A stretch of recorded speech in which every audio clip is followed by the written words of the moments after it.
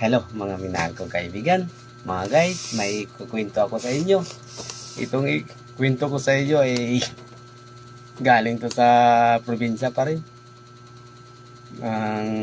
Lumuwas siya papuntang Maynila para maghahanap ng trabaho din. Yung dumating na siya sa Manila, habang naglalakad siya, tinitingnan yung mga paligid kung may nagwa-wanted pa. Wala siya nakita.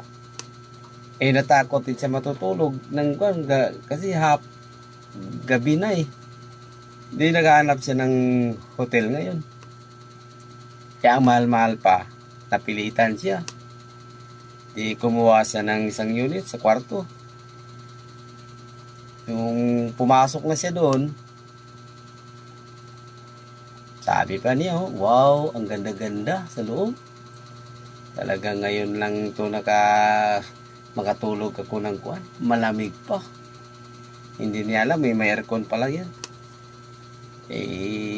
Nakita niya, may isang kwarto din.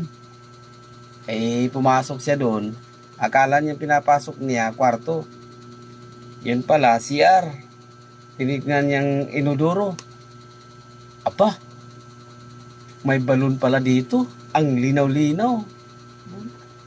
Siyempre, naglamos mo na siya doon sa inodoro. Lamos siya pa.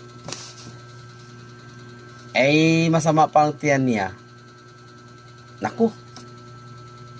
Nakuha na siya. Kung paano niya magtae. Wala namang mga damo-damo dito. Hindi niya alam kung anong gagawin. Mabuti ka mo, may dala siyang plastic sa iyang bag.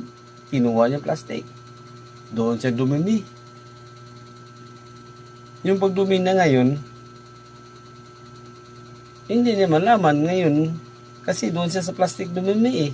Hindi niya alam yung CR pala yun ang pinapasok niya. Akala niya CR. Yung balon. Hindi. Tinali na niya ngayon. Tali. Sumilip siya sa bintana. Matay ang layo. Dikit-dikit na building. Naalala niya, pag i-flying saucer daw, malakas ang itatapon niya papunta sa malayo.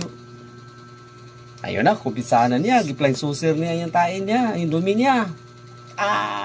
Bilis-bilisan niya para matalbog siya sa malayo. Tsus! Hindi na malayan, may butas pala konti. Yung dumi niya, umiikot, pati sa kisami, umiikot. Di nangangamoy na. Matay, hindi man